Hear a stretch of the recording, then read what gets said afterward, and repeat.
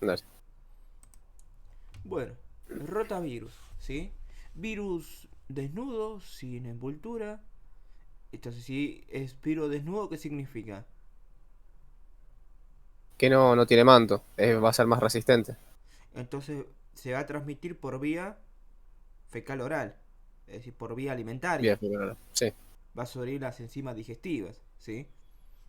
Estructura icosaédrica, ARN doble cadena, ¿sí? Bueno, el rotavirus es más frecuente en lo que es el invierno y la primavera, ¿sí? Bueno, el género es rotavirus, hay 7 especies de rotavirus de la A a la G. Pero bueno, el que más produce la patología es el rotavirus A, ¿sí? En menor medida el B y C. Y acá tenés los distintos rotavirus, ¿sí?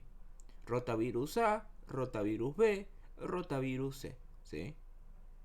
Bueno, lo que vemos acá, ¿sí? Que todos estos virus suelen ser no envueltos, entonces la transmisión es fecal oral, ¿sí? Ujú. Además, lo que vemos es que el rotavirus A es el más frecuente y a quién afecta a niños menores de 3 años y lactantes, ¿sí? Y estos van a tener vómitos y fiebre. En cambio, el rotavirus B, que afecta a niños mayores de 3 años o menores, y adultos, el vómito es variable y la fiebre es poco frecuente. Y el rotavirus C, que afecta a lactantes, niños y adultos, no produce vómito, no produce fiebre, ¿sí? Entonces, el principal peligro de rotavirus es que te produce vómitos, ¿sí? Y diarrea. Y esto te deshidrata y te hace pelota. Más que nada un lactante, ¿se entiende? Entonces, si decimos que el rotavirus C no produce vómito y el rotavirus B produce un vómito variable, entonces el único que me interesa es cuál es, llamo. Rotavirus A, ¿sí? Mirá, sí, Y justo afecta al grupo más vulnerable, a los lactantes y niños menores de 3 años, ¿sí? sí. Bueno, este virus, a pesar de ser envuelto, tiene capas, ¿sí? Tiene Ujú. lo que es la cápside. Ahora, la cápside de este virus se va a caracterizar porque se divide en tres partes. Cápside externa, cápside interna y lo que es el core, ¿sí? Listo. Ahora, eh, hay distintas proteínas las cuales se van a utilizar para identificar lo que son los serogrupos de rotavirus. Si es serogrupo A, B, C, D, E, F, G. ¿Sí? Donde la más predominante es el BP6. Y vos ves acá que forma parte de lo que es la cápside interna. ¿Sí? Ujú. Entonces, el BP6 es una proteína que se forma parte de la cápside interna y básicamente es el que determina la reactividad del grupo, determina básicamente qué tan reactivo va a ser el grupo frente a los anticuerpos, frente a las defensas de la persona. ¿Sí? Entonces, básicamente, la BP6 te va a definir si es rotavirus A, si es rotavirus B, si es rotavirus C, si es rotavirus D, E, F, G. ¿Se entiende? Bien. Es el que te lo define. ¿Sí? Listo. Ahora hay otras dos que te van a definir variantes dentro de eso. Es decir, te va a definir serotipos o genotipos dentro de estos rotavirus. Que es la BP7 y la BP4. ¿Sí? Entonces, ¿quién te determina si es serogrupo A, B, C o D, G? ¿Cuál le llamo? La de BP6. La BP6. Y la BP7 y la BP4 te determina serotipos, genotipos, que serían variantes de rotavirus A, por ejemplo. ¿Sí? Variantes de rotavirus B. ¿Sí? Entonces, Ujú. estos son los que te van a determinar los serotipos y genotipos. ¿Sí? Listo. Entonces, hasta el momento hablamos de sus proteínas estructurales. El BP6 que me determina si es rotavirus de la A a la G. Y el BP7 y BP4 que me determinan los serotipos y los genotipos de cada grupo de rotavirus. Listo. Ahora, a su vez, hay proteínas que van a formar parte de la estructura del virus que son no estructurales. Tienen otra función. Listo. Y estos se llaman NSP1, NSP2, NSP3 y NSP5. Y la más importante y la única que tenés que aprender es la NSP4, llamo, ¿sí? Es la enterotoxina que te va a producir diarrea, ¿sí? Bien. Entonces, ¿cómo es la patogénesis de esto? Vos comes un alimento. El alimento está contaminado por lo que es el rotavirus. Listo. El rotavirus, al ser un virus desnudo, ingresa por el estómago y soporta la acidez gástrica. ¿Sí? Listo. De hecho, cuando llega al estómago, se van a formar agregados víricos, lo cual va a aumentar su capacidad infectante. ¿Sí? Listo. Ahora lo que van a hacer es adherirse por una proteína que se llama PCBI a las vellosidades del intestino, ¿sí? Y ahí lo que van a hacer es incrementar lo que es la acción del sistema nervioso entérico, incrementando lo que es el peristaltismo. Esto te va a producir lo que es la diarrea. Y a su vez generan daño en estas microvellosidades apicales a las cuales se adhieren. Mientras tanto, también están secretando la toxina esta que era la NSP4, que esto básicamente va a estimular lo que es la entrada de calcio a los eritrocitos y también va a desencadenar la liberación de citocinas y actividades neuronales que van a alterar la absorción de agua y la pérdida de líquidos y electrolitos. Entonces, la NSP4 es la que te genera la diarrea, junto con el rotavirus que también incrementa lo que es el peristaltismo. ¿Sí? Entonces, por un lado, por la NSP4 vas a tener una mala absorción de lo que son los líquidos, ¿sí? Y a su vez aumenta el peristaltismo, ¿sí? Entonces, ¿por qué el rotavirus produce diarrea? Porque quiere fomentar la transmisión del virus, quiere pasar a otros huéspedes, ¿sí? Y básicamente la inmunidad de los anticuerpos va a suceder únicamente con la BP7 y la BP4, ¿se entiende? ¿Y por qué con la BP7 y BP4 y no con la BP6? Porque la BP7 y la BP4, si ves la imagen, ¿en dónde están, llamo? En la cápside externa. Ahí es donde puede agarrar los anticuerpos, ¿se entiende? Sí. En cambio la BP6 está en la cápside interna, entonces ahí el anticuerpo nunca lo va a poder tocar, ¿se entiende? Sí.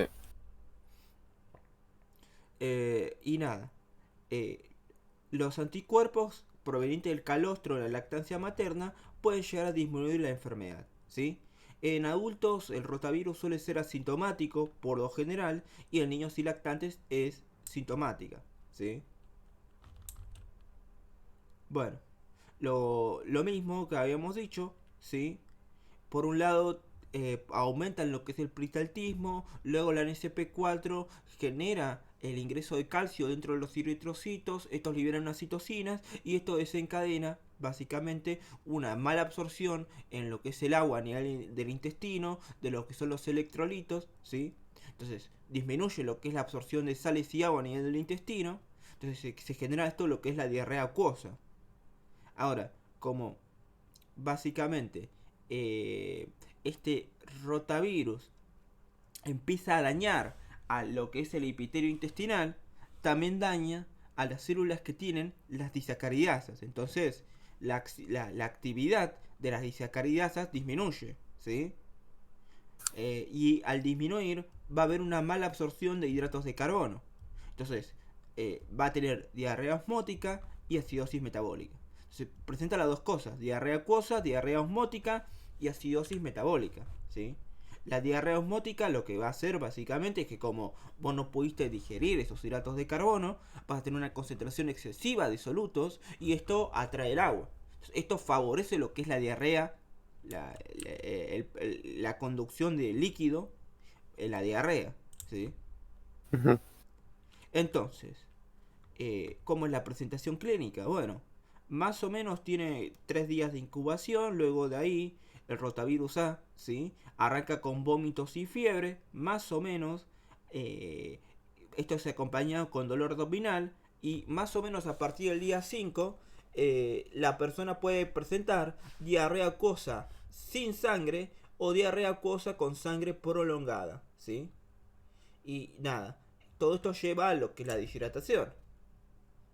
Y, de vuelta, el diagnóstico confirmativo es básicamente con lo que es la BP6 y la BP7, ¿sí? Con la enzimo-inmunocromatografía, ¿sí? También podemos llegar a hacer aglutinación con látex, ¿sí? Y bueno, para estudios epidemiológicos se hace electroforesis de RNA en gel de poliacrilamida y también puedes realizar un RT-PCR, que es un PCR especial. Y bueno, en cuanto esto, ¿sí? El rotavirus, clasificación viral, plataforma viva atenuada, es decir, el virus está vivo pero un poco debilitado. Entonces puede llegar a generar manifestaciones de la enfermedad a la persona que se lo aplique, ¿sí? Entonces el Ujú. esquema es segundo mes, cuarto mes. Bueno, dosis, esta presenta 1,5 mililitros porque es por vía oral. Muchas veces pasa que el nene la Ajá. escupe. Es por eso que tiene una dosis mucho mayor, ¿sí? Ujú. La edad máxima para la primera dosis son 14 semanas y 6 días. Y la edad máxima para la segunda dosis son 24 semanas, ¿sí? Y el intervalo mínimo para cada dosis es un mes, ¿sí? Porque necesitas mínimo 4 semanas de intervalo entre cada dosis. Entonces, el rotavirus, ¿en qué mes se aplica, llamo? De 2 a 4 meses. La primera dosis en el segundo mes y la segunda dosis en el El cuarto mes. cuarto. Listo. Sí. Límite para la primera dosis, Tipo la cantidad. sí. Da 14 1,5 semanas mililitros. y 6 días. Ah, sí. Límite para la segunda dosis, 24 semanas. Ok. Ok. O sea, después de esto no se podría aplicar, digamos. Sí, después de No eso tendría sentido. no lo podrías aplicar. Ok. Una mnemotécnica para esto. Primer dosis, segundo mes. Segunda dosis, cuarto mes. A este le colocas un 1. 1 y el 4. 4 semanas y 6 días. Y a este simplemente le colocas el 2.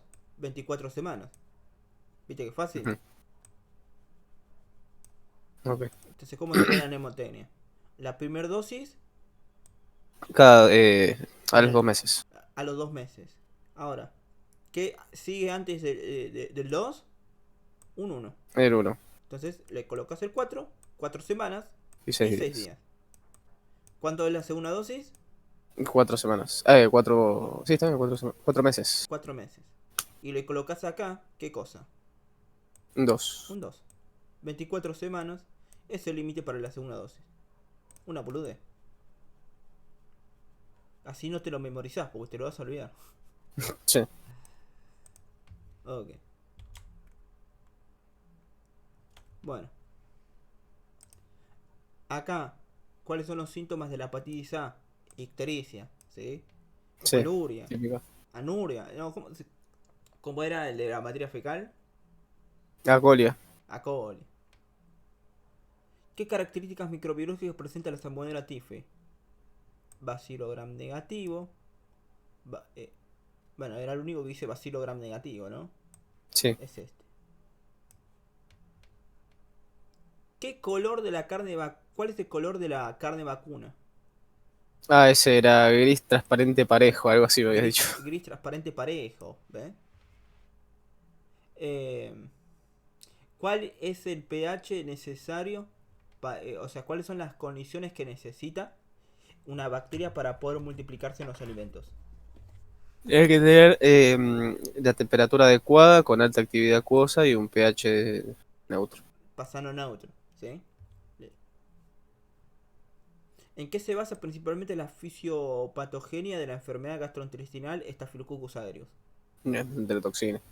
Enterotoxinas y sus efectos, ¿sí? ¿Te parece difícil esto? No, no. No, huevada. Bueno, eh, ¿cuáles son las condiciones de germinación para la espora de Clostridium botulinum? y la síntesis y la exportación de la toxina botulínica. Él tenía que estar en anaerobiosis, tenía que tener sus nutrientes, y con pH, temperatura y actividad acuosa adecuada. En temperatura superior a 35 grados, ¿sí? pH Ujú. superior a 4.5, temperatura superior a 35 grados, ¿sí? ¿Por qué mecanismos produce la enfermedad rotavirus? Bueno, no habíamos dicho por las microvellosidades intestinales. Daña las microvellosidades intestinales, ahí que también produce. Libera la NSP4, eso te produce la diarrea secretora. Y al dañarlo, produce también diarrea osmótica, ¿sí? Ujú.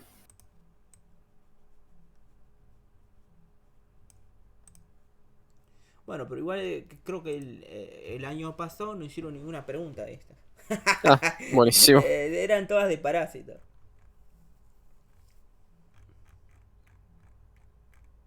Bueno, esto se vuelve repetitivo. A ver, llamo. Repasame enfermedades hídricas, llamo. Dale. La salmonela, ¿cómo es? Bueno, eh, la salmonela es un bacilo gram negativo, móvil, es anaerobio facultativo y va a variar según su genotipo. Voy a hacer Salmonella typhi, que iba a ser el reservorio del humano, o el Paratifi, que iban a ser los animales. Y Exacto. y el mayor vector iba a ser la mosca. ¿Cómo te puedes contagiar de salmonela typhi? A través de ingesta de agua contaminada por mariscos crudos, que también se cultivaron en aguas contaminadas, de vegetales fertilizados con heces o con el agua contaminada, o bueno, por los vectores. Exacto. Entonces, vos te enfermás de salmonela. Si era tifi, te genera qué cosa. Fiebre tifoidea. Y si era para tifi, Fiebre paratifoidea que iba a ser menos grave. menos grave, sí. Ok. Síntomas de. Bueno, vos te enfermaste, agarras qué cosa. Una gastroenteritis. En realidad Gastroenteritis. te agarra una salmonelosis, que es una gastroenteritis. Bueno, ¿cómo es el cuadro clínico de una gastroenteritis? Iba a ser fiebre, cefalea, dolor abdominal, náuseas, vómito y diarrea. Y a veces puede agarrar mialgia también, ¿sí? Ujú. Ok. Y Y en el bueno, caso de la salmonela, como su reproducción iba a ser en el hígado, vaso y médula ósea, te podía agarrar hepatomegalia y esplenomegalia. esa. Bueno, eso le tienen que sumar anorexia, todo, dolor abdominal. Ah, dolor abdominal ya lo habíamos visto. O sea, Sí. encaja con los síntomas. Bueno, tos, escalofríos, manifestación neurológica. O sea, con decir los síntomas de. Ah, y estreñimiento. Ah, el estreñimiento. Aunque es un medio contradictorio, un estreñimiento si te produce diarrea, ¿no? Sí, de verdad. Ok. Entonces, ¿cómo es la patogenia de esta fiebre entérica? ¿Por qué es peligroso? Porque es como un ciclo. ¿Cómo es el ciclo?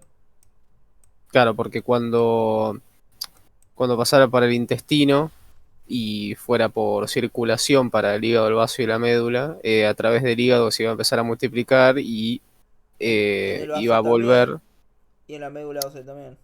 claro, pero iba a ser como un ciclo porque en el hígado iba a volver al intestino a través de la bilis, volviendo a hacer de nuevo el recorrido, entonces podía ser crónico. Exacto. De hecho, 1 al 5% de las personas que se infectan se vuelven crónicos. ¿Sí? Uno del 5% empiezan a tener una colonización asintomática. ¿Sí? Y la cronicidad de esta enfermedad, ¿qué te puede llegar a producir? Perforación del intestino o Luego de hemorragia infarto intestinal. intestinal. ¿Sí? Bueno, esto ya lo dijiste, ¿no? El único reservorio era Salmonella typhi. ¿Sí? Y básicamente 1 a 5% son portadores asintomáticos de manera crónica y eliminan las bacterias durante ¿qué? Un año. ¿Sí? ¿Y por dónde la eliminan? Por las materias fecal y por la orina. ¿Sí? Sí. ¿Por qué por la orina? te ocurre algo? Está en Eh, sangre, se va a eliminar por la orina. claro, ¿Se entiende? sí, sí. Y la salmonela se va a caracterizar porque es muy importante el inoculo que Núcleo bacteriano. se necesita grandes concentraciones para producir la infección. ¿Sí? Sí. Listo. Ahora, bueno, el periodo de incubación es 2 o 3 semanas, listo, ya está. Entonces, en la primera semana la podemos encontrar en qué? En sangre. Entonces, ahí, ¿qué cultivo haces? Un hemocultivo. Un hemocultivo. Y a partir de la tercera semana, ¿dónde la encontrás principalmente? En orina y en heces. Entonces, haces un coprocultivo y un urocultivo. Hemocultivo. Y el medio es SSXLD. ¿Sí? Ujú. Bueno, además de hacer el cultivo, simplemente podés evaluar por anticuerpos con el diagnóstico serológico. ¿Esto sería directo o indirecto? Indirecto. Indirecto. ¿Con la reacción de qué? Haces una aglutinación. Exacto, la reacción eguidal, que es una aglutinación. Sí. Entonces, ¿qué vas a buscar específicamente? Buscas el antígeno O para buscar en fase aguda de la enfermedad o el antígeno H para ver en su fase de convalecencia. Sí, igual lo que estás buscando son anticuerpos contra el antígeno O o H. ¿Se Claro, entiende? o sea, el anticuerpo, sí. Vos lo que vas a añadir tu reactivo es el antígeno O la H. ¿Se entiende? Claro, y se va a aglutinar con el antígeno. Exacto. Y si dan altos los niveles de antígeno O, ¿qué significa? De anticuerpos contra antígeno O.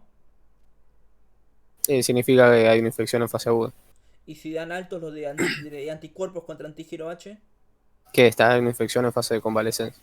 Es eso. ¿Sí? Convalecencia es que ya se curó. ¿Sí? Sí. Y bueno, hay otras que es la Salmonella enteriditis y la Salmonella typhimurium, que son las más prevalentes y se caracterizan porque se encuentran en la cáscara del huevo. ¿Sí? Ujú. Y ya llegamos con la hepatitis otra vez. Bueno, las hepatitis tenemos tenemos muchos tipos de hepatitis, sí, porque se descubrieron un par nuevas, pero ¿cuáles encajan en ETAs? La A y La la A y E. la E. ¿Y por qué son las únicas que encajan en ETAs? Porque son las que más resistencia tienen por ser virus desnudos. Exacto, van a poder soportar el sistema digestivo. Sí. Ok. Bueno, la hepatitis A se caracteriza por ser ¿qué? Eh, tipo la taxonomía y todo eso. C. Esto lo preguntaron en el examen ya. Ok. O sea, Eh, si era, literalmente la pregunta era, ¿la hepatitis A es ARN monocatenario positivo, negativo? Era así la pregunta. ok. Bueno, entonces la hepatitis A, tipo el género iba a ser hepatovirus, la familia Picornaviridae, iba a ser un virus icosaédrico desnudo con ARN monocatenario positivo. Y bueno, y hay Igual. 7 genotipos donde solo el 1, 2, 3 y 7 te contagia, ¿sí? Y el Ujú. resto contagia únicamente a los simios, pero el primer genotipo es el que más te produce la infección. Bueno, que es un virus básicamente desnudo, soporta qué? El pH, disolventes, detergentes, desecación, temperatura, ¿sí? Ujú. Pero no soporta qué cosa? El cloro. El cloro, ¿sí? ¿Y cómo te prevenís? Y bueno, buena higiene a la hora de manipular los alimentos, el uso de agua potable y la vacuna, ¿sí? Ujú. Ok. ¿Dónde se encuentra? Bueno, decime algo de la epidemiología. Eh, Iba a estar más que nada en Como otoño-invierno, a final de otoño y otoño-invierno, principio de invierno. Sí, como como es una enfermedad que se transmite por vía fecal oral, niños y adultos mayores que no se vacunaron, ¿se entiende? claro, por la Como poca higiene que se maneja. exacto, como para que lo saques por lógica, ¿no? O sea, son tantas cosas que tenés que aprender que te vas a colgar cuando te pregunten ahí. Sí, Y la hepatitis A, ¿qué habíamos dicho? Un 90% de los niños son asintomáticos. asintomáticos, se contagian y se eliminan por la materia fecal lo que es la hepatitis A y pueden contagiar a los padres, ¿sí? Ujú. Más que nada ahora que los padres no están vacunados porque no les corresponde el calendario. Y un 25-50% de los adultos son ¿qué? Son asintomáticos. Son asintomáticos, ¿sí? Ok. Bueno, la patogenia viral, ¿cómo es? Eh, A ver, pregunta bien examen. sí. ¿La hepatitis A puede generar una enfermedad, una infección crónica? Porque la B genera una infección crónica. Y la C Eh, también. ¿La A la no, genera? No. pero la me parece que no. No genera infección crónica. ¿Sí? Es Ujú. incapaz de generar una enfermedad de tipo crónico. En cambio, la B y la C sí. ¿Se entiende? Ujú. Ok. Bueno. Tampoco está relacionado con el cáncer de hígado. ¿Sí? A diferencia de la hepatitis B que te puede llegar a producir cáncer. ¿Sí? Ujú. Bueno. Entonces, vos ingerís un alimento contaminado, listo, pasa el tubo digestivo, por ahí pasa la sangre. De ahí a dónde Sí. llega. Y de ahí tiene que llegar hasta el hígado. Ahí se multiplica y luego sale por la bilis. ¿Sí?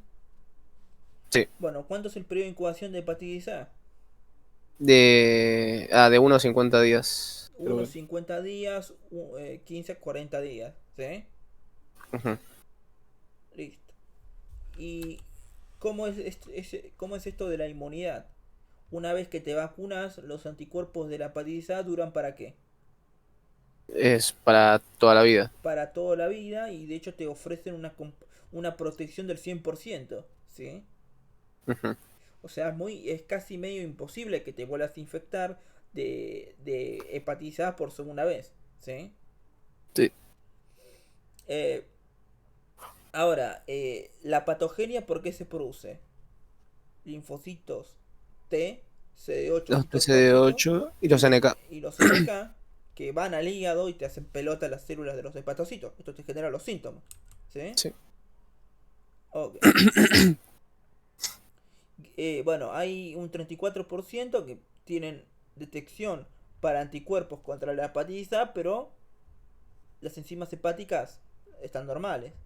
Ujú. Un 45% que tienen las enzimas levemente aumentadas y tienen un cuadro subclínico. Y un 20% que tienen ictericia y tienen las enzimas hepáticas aumentadas, presentan coluria y acolia. ¿Sí?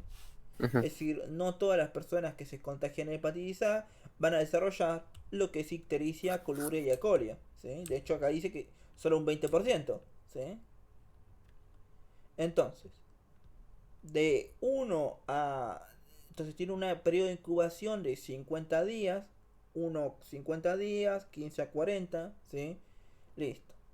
Y una vez que acaba el periodo de incubación, inician los síntomas. Entonces, entre el día 1 a 7 ya va a empezar a arrancar con ictericia y cuando arranca con ictericia empieza a tener síntomas iniciales, que son síntomas como si fuera una gastroenteritis. Entonces, ¿qué va a tener? Fiebre, Fiebre, cefalea, cefalea, vómitos, náuseas, vómito, diarrea, dolor abdominal. diarrea, náusea, anorexia, pérdida de peso, ¿sí? Listo. De hecho, tiene un modo típico que tiene diarrea, tos, rinorrea, altralgia, urticaria, ¿sí? Sin colestasis. Pero el signo guión por la cual tenés que sospechar de una posible hepatitis A, en caso de ser una ETA, ¿cuál sería? Coluria, acoria y ictericia, ¿sí? Ujú. Y las principales complicaciones que son hepatitis colestásica, enfermedad recidivante que se vuelve a desencadenar la patología, manifestaciones extrahepáticas y la hepatitis fulminante que te puede llegar a generar una encefalopatía o una insuficiencia hepática. ¿Y cómo es la vacuna? La vacuna iba a ser una, una vacuna viral inactivada. Se tenía que dar la primera dosis a los 12 meses. ¿Tiene Con límite de una... edad? No, no No, tiene límite de no, edad. no. Pero es para los que nacieron después de qué? De 2004. Del 2004. ¿Sí?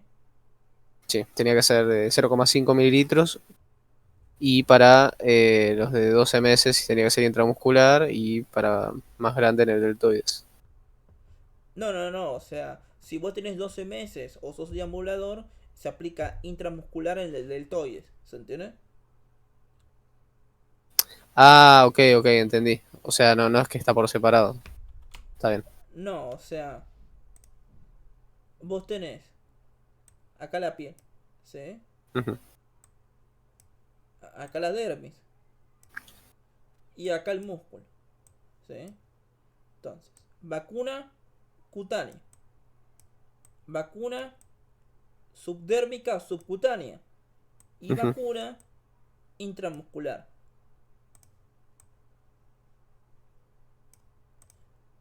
La cutánea, 15 grados para agarrar justo la piel. La subdérmica, más o menos 45 grados. Y la intramuscular, 90 grados. ¿Se entiende? ujú. Ese es el ángulo en el cual la tenés que aplicar.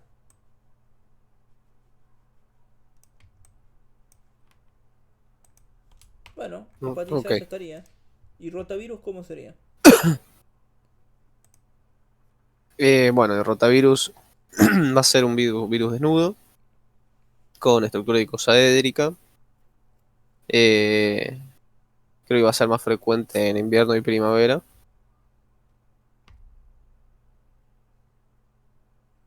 Y Y para de contar, hay, no me acuerdo más. y hay varias especies. ¿Cuántos rotavirus hay? Ah, ahí está.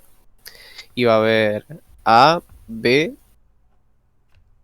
De la A a la C. G. A, B, C, D, E, F, G. ¿Sí? Ah, ahí está la G. Pero, bueno, ¿cuáles son las que infectan al ser humano? Iba a ser la A, la B y la C.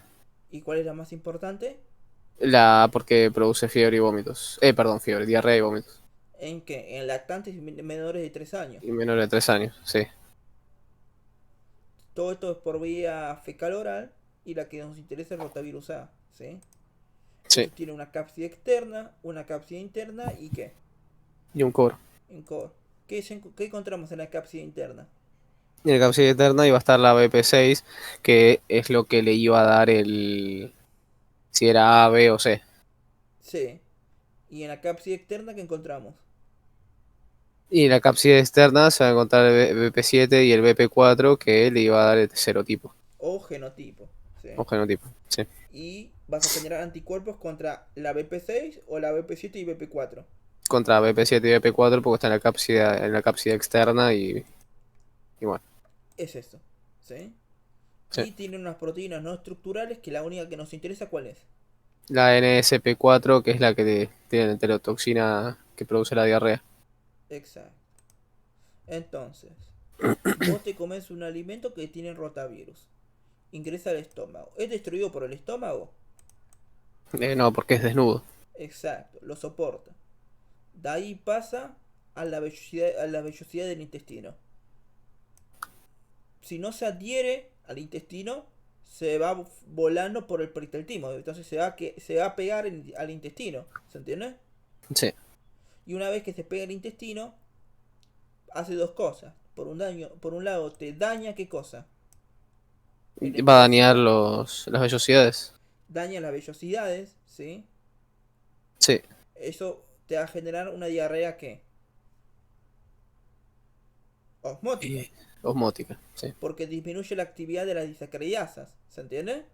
Ujú. Y por otro lado, secreta una enzima. ¿Cuál es la enzima? Ya es P4. NCP4, una toxina, ¿no? Que Sí. esto desencadena que el glóbulo rojo ingrese qué cosa? Que ingrese Calcio. calcio. Esto desencadena que libera citocina y esto te desencadena una acumulación excesiva, ¿sí? De agua y sales. Entonces esto te genera la diarrea acuosa, ¿se entiende? Ujú. Y, y algo muy importante es que si vos le das lactancia materna al pibe cuando tiene esta diarrea, los anticuerpos de calostro disminuyen la gravedad de la enfermedad, ¿se entiende? Sí, Gran parte de los adultos es asintomático y los niños y lactantes es sintomático. ¿Sí? bien. Bueno, tiene más o menos 3 días de incubación y luego en el día 4 ya aparece con los síntomas. En el día 4 arrancan con qué? Con vómitos Y fiebre. y fiebre y también con dolor abdominal. ¿Sí? Ujú. Ahora puede ser diarrea acuosa con sangre o diarrea acuosa con sangre prolongada o sin sangre. ¿Se entiende? Ujú. Y bueno, cuando se vuelve algo prolongado es muy preocupante lo que es la deshidratación en los lactantes. ¿Sí? Sí. Ok. Entonces, el rotavirus. ¿Qué es lo que vamos a identificar en el rotavirus? Iba a identificarse. ¿No era el BP7? No. O sea, vamos a hacer el diagnóstico confirmativo con una enzimo inmunocromatográfico, ¿sí? Sí. Donde se busca el BP6 y BP7. Ahí está, BP6 y BP7. Sí, con Elisa creo que. Sí, es una ELISA, ¿sí? O una aglutinación de látex. ¿Y esto qué sería, llamo?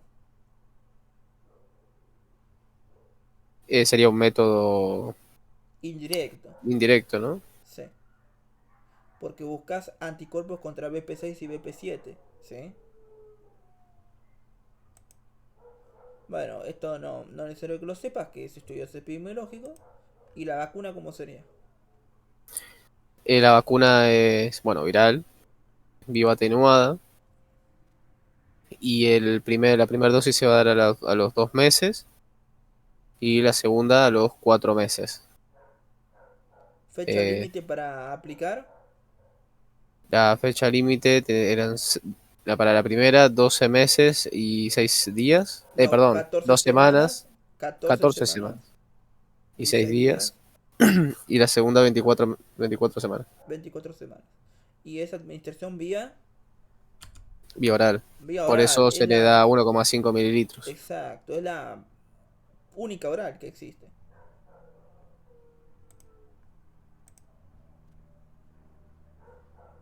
Bueno, necesitan alta actividad de agua y un pH neutro para poder multiplicarse. ¿Sí? Ujú. A partir de cuánta cocción se empieza a morir la bacteria, llamo.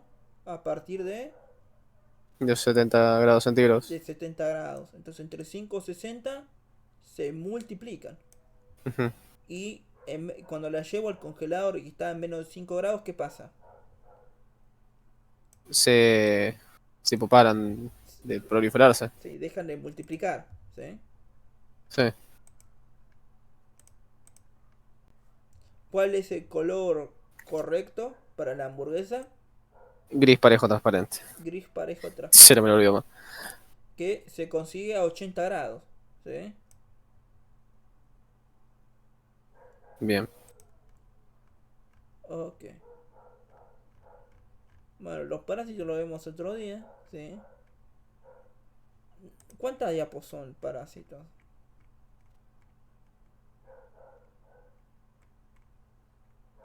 Son 42 diapositivas parásitos.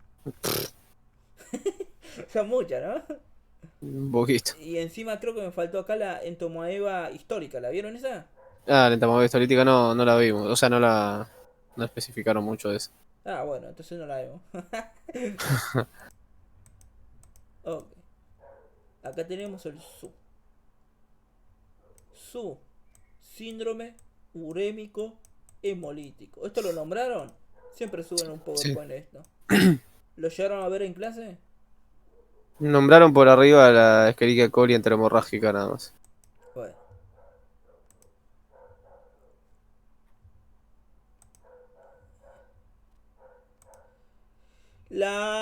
El síndrome urémico hemolítico principalmente sucede por carne picada no cocinada, ¿sí? Ujú. Si vos haces una albóndiga no suele pasar nada, ¿sí? Pero si vos haces una hamburguesa casera de carne picada, muchas veces lo que pasa es que vos la ves cocida, pero en el centro no se llega a cocinar por completo, ¿sí? Y acá te puede llegar a producir un síndrome urémico hemolítico, principalmente si sos menor a 5 años, ¿sí? Ujú. Entonces, el síndrome urémico hemolítico se llama así porque te produce tres síntomas: trombocitopenia, fallo renal agudo y anemia hemolítica microangiopática, ¿sí? Ujú. Tiene un 3 a 5% de mortalidad, se presenta en todas las razas, pero la raza negra tiene menor incidencia, se presenta en todos los sexos, y la edad frecuente es de 6 meses a 6 años, ¿sí? Ujú.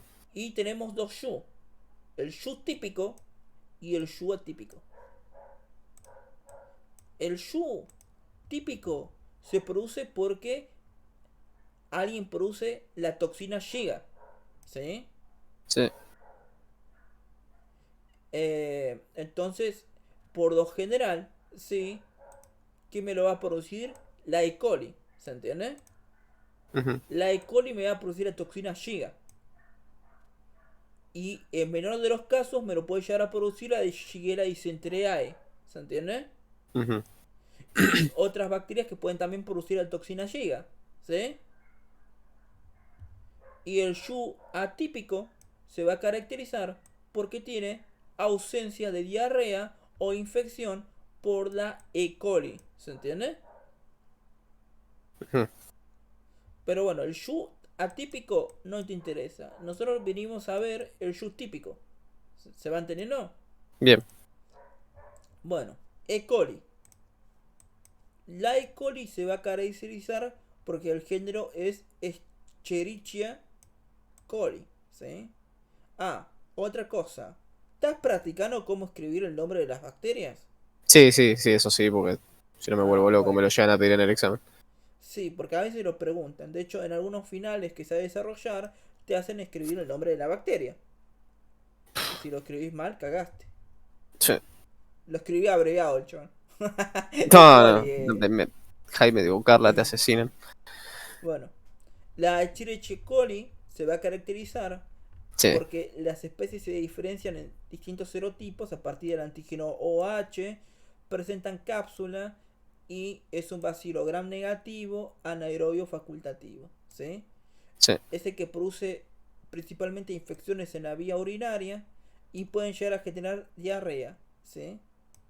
Y hay básicamente cuatro tipos de E. coli principales que tenemos: la E. coli enterotoxigénica, la E. coli enteropatógena, la E. coli enteroinvasora y la E. coli enterohemorrágica o enterogregativa, ¿sí? Esta es la última que te produce el Shu típico, ¿sí? Es decir, la E. coli que produce diarrea se clasifica según sus propiedades de virulencia, que son estas cuatro, ¿sí? ujú. Entonces, ¿cuál es la que te produce? ¿Cuál es la que te produce el Shu? La E. coli. Dijimos que los serogrupos de la E. coli se diferenciaban por qué llamo. Por el antígeno O y por el antígeno Y el antígeno H. H. Esta E. coli es la E. coli 157H7. ¿Se entiende? Ujú. Es la que te va a producir el signo, el Shu típico, ¿sí? Ujú. Entonces, te termina produciendo el Shu típico porque produce la toxina ¿qué? Ah, llega. Toxina Giga 1 y Giga 2, ¿sí? Pero bueno, en la Argentina la que más produce la toxina Giga es la Giga 2, ¿sí? Ujú. Donde se encuentra básicamente en el ganado vacuno, la E. coli O157H7, ¿sí? Y va a ser por consumo de carne cruda, ¿sí? O también puede ser por contaminación cruzada. Entonces, la E. coli, el principal problema es cuando consumen carne picada, porque las bacterias se van a alojar en el interior de la carne y si la carne no llega a la temperatura adecuada, ¿cuánto sería eso, llamo? Más de 70 grados. 80 grados. Hasta 80, sí. 80 grados para alcanzar el color. Gris parejo. Gris parejo.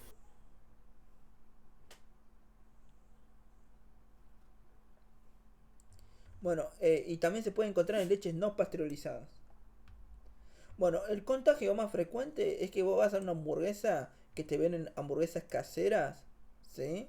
Y te dan una hamburguesa que tiene el centro de la hamburguesa crudo, ¿sí?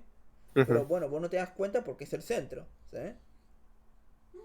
Y ahí te termina produciendo la infección de esta E. coli. Y esto se va a caracterizar porque es una enfermedad de notificación obligatoria, ¿sí? Ujú. Entonces, si ves un caso, tenés que llevar un formulario y eso lo subís al Estado, ¿sí? Entonces, básicamente tenemos que la E. coli puede producir básicamente cuatro tipos de diarrea, que son estas, en realidad puede producir cinco, ¿sí? Tenemos tenemos la enteroinvasora que está acá, y acá también se encuentra la ESEP, ¿sí? No me interesa. Y acá se encuentra la ESEA, tampoco me interesa. La que me interesa a mí es esta, la EHS o EAS, que acá se ve como ESECH, ¿sí? Es básicamente la E. coli enteromorrágica o enteroagregativa, ¿sí? Ujú. Esto habíamos dicho que afecta principalmente a niños menores de 5 años, ¿sí? Entonces, suele adquirirse por consumir leche no pasteurizada que habíamos nombrado o alimentos de carne picada poco cocidos, ¿sí? También se puede adquirir por agua y jugo de frutas y verduras crudas que están contaminadas. Bueno, con tan solo una ingesta menos de 100 bacterias te produce la infección, ¿sí? Ujú. Tiene un periodo de incubación de 3 a 4 días, va a arrancar con fiebre alta que resuelve en los primeros 10 días, ¿sí? Sí. Ahora, ahora vamos a explicar lo que es la serología del Yu típico, ¿sí? Que esto es una boludez, ¿sí? Y de hecho es hasta divertido. Bueno, la bacteria ingresa al intestino. ¿Hasta ahí entendés? Ujú. La atraviesa, ¿sí? Una vez que ingresa al intestino, la bacteria pasa a sangre y libera su toxina. Giga 1, Giga 2. La que más predominante es la Giga 2. ¿Se entiende? Sí. Ahora, la toxina Giga 2 se une a un receptor del endotelio. ¿Se entiende? Ujú. Y una vez que se une al receptor del endotelio, ¿sí? Induce la apoptosis de lo que es el endotelio. Entonces, el endotelio acá, este endotelio que estaba acá, ¿qué pasa? Llamó. Se destruye. Se Bueno. destruye. Y deja expuesto qué cosa, llamo. Deja expuesto el colágeno subendoterial. Entonces esto termina activando las plaquetas y se genera básicamente un trombo acá. ¿Se entiende? Ajá. Ok. Ahora, al formar un trombo, eh, se va a formar un trombo bastante grande y en arterias grandes no suele pasar nada, pero básicamente en los vasos más pequeños, cuando el glóbulo rojo quiere pasar, se encuentra esto. Este glóbulo rojo, ¿pasa o no pasa acá, llamo? Y no puedo estar el trombo. Bueno. No. Se choca acá, pasa. Se choca acá, pasa. Se choca acá, se choca acá. Y se termina quebrando en dos. ¿Se entiende? Ujú. Entonces te generó qué cosa? Anemia hemolítica microangiopática. Porque los glóbulos rojos, Empiezan a chocar. sí, se destruyen. Sí. Y también te genera trombocitopenia porque acá está formando un coágulo, acá otro coágulo, entonces, o sea, muchas coagulaciones. Ujú. ¿Se entiende o no se entiende? Sí. Y habíamos dicho que la toxina te genera qué cosa? Apoptosis. De, claro, iba de la destrucción de los enterocitos. Del endotelio. Claro, sí, sí, del endotelio, Y del intestino. donde vos tenés la mayor cantidad de capilares en el cuerpo Ok. humano y donde son muy delgaditos, donde te va a ocurrir todo esto, es en el riñón. Entonces esto te termina generando fallo renal agudo. ¿Se entiende? Ok. Entonces ahí es donde te hace pelota. ¿Sí? Ujú. O sea, cuando se consume el intestino directamente pasa a sangre. O sea, Sí, o sea, vos lo comes, de ahí la E. coli se queda más o menos en el intestino, pero lo importante es que libera sus toxinas a la sangre. ahí está. La toxina Giga-2. Y la Sí. toxina Giga-2 se une a un receptor del endotelio que activa la apoptosis del endotelio. Ujú. Que en una arteria grande no pasa nada. Pero cuando esto sucede en lo que son los capilares más pequeños del cuerpo humano, que se va a encontrar a nivel del riñón, termina desencadenando todo esto. ¿Se entiende? Ujú. Donde se forman trombos que cuando el glóbulo rojo quiere pasar se choca. Y esto termina provocando que el glóbulo rojo ¿qué? Se Que quiebre. el rojo se quiebra, sí. Y al quebrarse el glóbulo rojo, ¿eso qué es? Anemia hemolítica microangiopática. Y Bien. al formar muchos trombos, trombocitopenia porque gastaste todas tus plaquetas. Sí. Y como generas apoptosis en grandes cantidades, fallo renal agudo. ¿Se entiende? Ujú. Bien. Bueno, entonces la toxina Giga a nivel de riñón produce hinchamiento de la célula endotelial glomerular, desprendimiento de la membrana basal, depósito de trombos y plaquetas y fibrina, ¿sí? Y también genera alteración en la absorción del túbulo contorneado proximal, que es donde absorbe más. Esto te genera fallo renal agudo. ¿Sí? Ujú.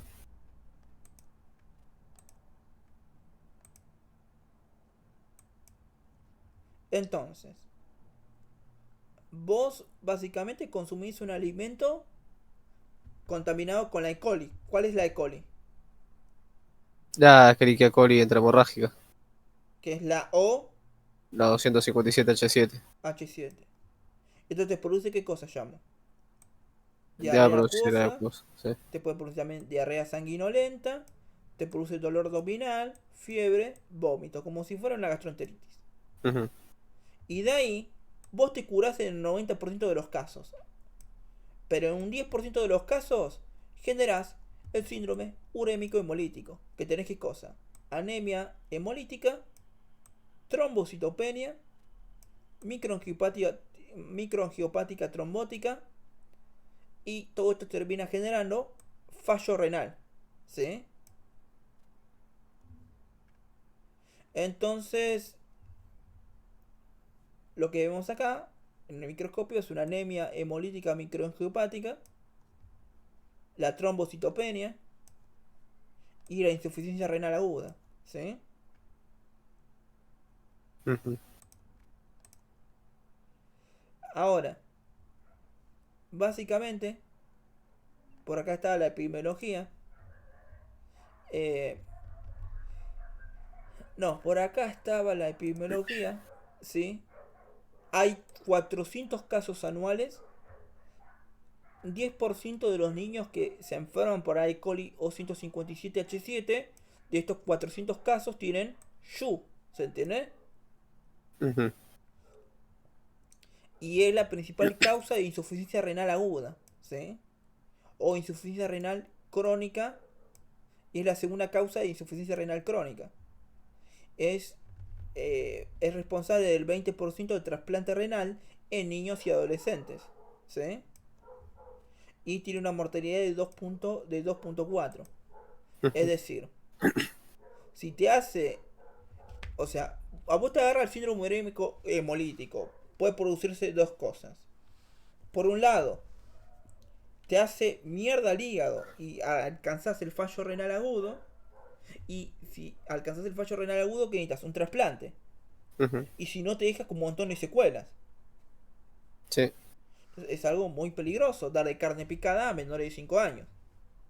¿Vos, vos alguna vez viste a un menor de 5 años comiendo carne picada? No, no. Yo creo que sí. O sea, yo no vi, personalmente no vi, pero supongo que decide comer bastante, ¿no? Sí, es algo que pasa que la gente no sabe, o por lo menos no se advierte tanto. Claro. Claro, Ok. sí, no se lo pone a pensar. Bueno, la muestra clínica es la materia fecal, ¿sí? Y Ujú, luego de ahí utilizas lo que es el agar McConkey sorbitol o el SMAC, ¿sí? ujú. Después hay otro tipo de caldos que puedes utilizar, pero bueno, es eso, ¿sí? Sí. Una vez que obtenés la colonia bacteriana, sacás una licuota y usás un antisuero para identificar la O157, ¿sí? Ujú.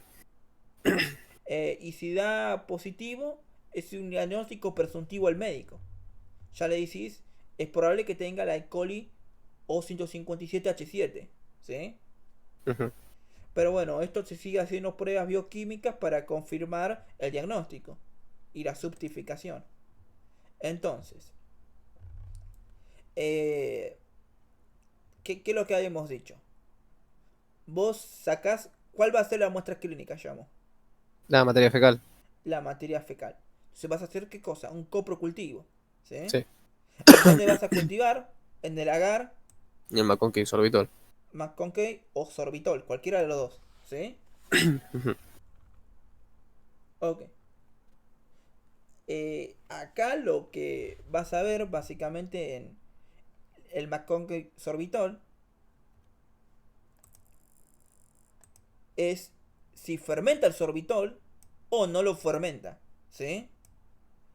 Si fermenta el sorbitol, básicamente no es la E. coli O157H7.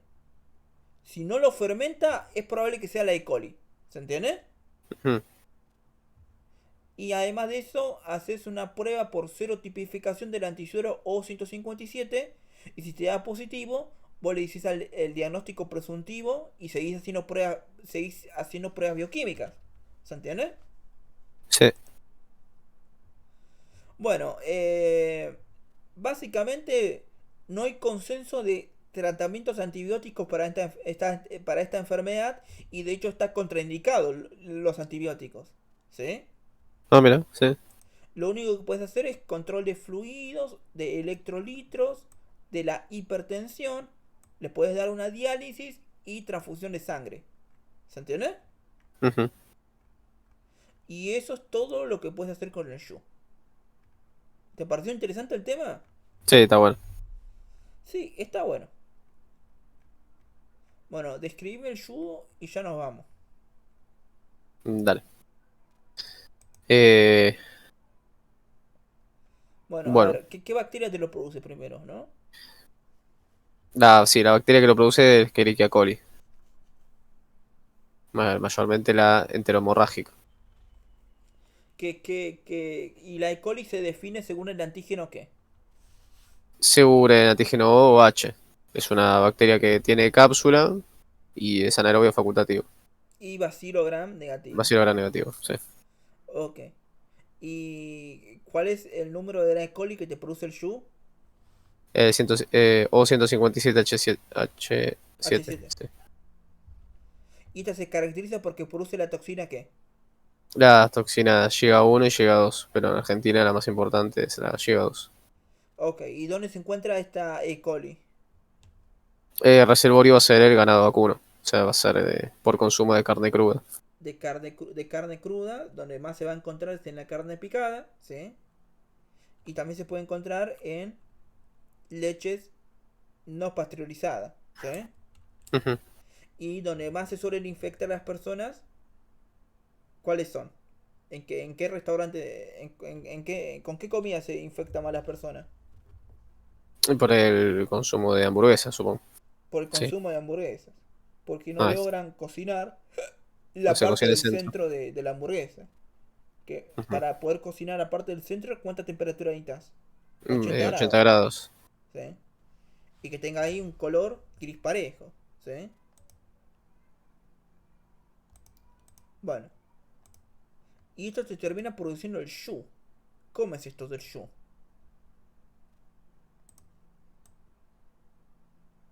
Bien. Se ingresaba la bacteria al intestino, liberaba la toxina a circulación y la bacteria iba a inducir a No, la no, no, no, apoptosis no. del endotelio. La toxina se unía a un Ah, según el receptor del receptor, endotelio, que esto induce la apoptosis. que acá está, que induce la apoptosis, Y eh, esto ese, dejaba descubierto al colágeno al colágeno subendotelial y y esto se empezaba a formar la inicia cascada de coagulación. la cascada de coagulación.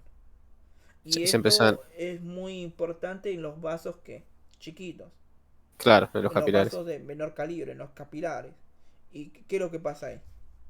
Cuando el glóbulo rojo quiere pasar, Cuando no puede porque se llena de trombos, entonces se termina quebrando, lo que provoca bueno, la anemia hemolítica, la trombocitopenia, porque se gasta haciendo los coágulos y esto y el fallo renal agudo, porque todo por la destrucción de los capilares. esto se desencadena en muy grandes cantidades en lo que es a nivel del hígado, en la nefrona, ¿sí? Ujú, sí, Bueno, ahí se producen muchas acciones como desprendimiento de la membrana basal, depósito de trombos y plaquetas de fibrina y disminuye lo que es la absorción del túbulo contornado proximal, ¿sí? ujú. Entonces, una vez que se incubó entre el día 0 o 3 en el desarrollo de los síntomas que tenés. Vas a tener diarrea acuosa, sanguinolenta, dolor abdominal, fiebre y vómitos. Y un 90% de los casos Tiene resolución espontánea, se resuelve solo. y un 10% de los casos desarrolla ¿qué? Desarrolla el síndrome urémico hemolítico, Que en este caso el síndrome urémico hemolítico que estamos describiendo es el típico, el típico, sí. el que produce diarrea, ¿sí? Ujú. En cambio tenemos el Shu atípico que no produce diarrea. Esa es una de sus principales diferencias. Bueno, es una enfermedad eno. ¿Qué significa eno? Que es Notificación de notificación ovulatoria. obligatoria, sí. Exacto. Bueno, la materia fecal, ¿qué es lo que haces? Si va a ser un... Banca, banca. Primero, al obtener la muestra clínica, que es la materia fecal. ¿Sí? Sí, Listo. Luego de ahí, lo que vas a hacer es un es coprocultivo. un coprocultivo. Y una vez que tengas el coprocultivo, se hacen dos pruebas bioquímicas. ¿Sí? Para comprobar el, el metabolismo. La mandas al agar McConkey sorbitol o SMAC. ¿Se entiende? Sí, Y ahí que lo que vemos. Si fermenta o no. Si claro, fermenta tiene el que fermentar el sorbitol, ¿qué sorbitol, significa? que no es la O157H7, Y si no la fermenta, puede ser, puede ser. Y además hacer la serotificación con el antisuero, ¿para qué? Para el antígeno para el O57, O157. Y si te da positivo, significa que es positivo. que es probable que sea la E. coli O157H7.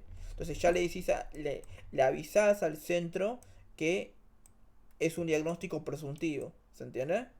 Ujú, Y se siguen haciendo pruebas bioquímicas hasta identificar el serotipo específico. ¿Se entiende? sí, ¿Le podemos dar antibióticos? no. No, está contraindicado. Entonces, ¿qué le das únicamente?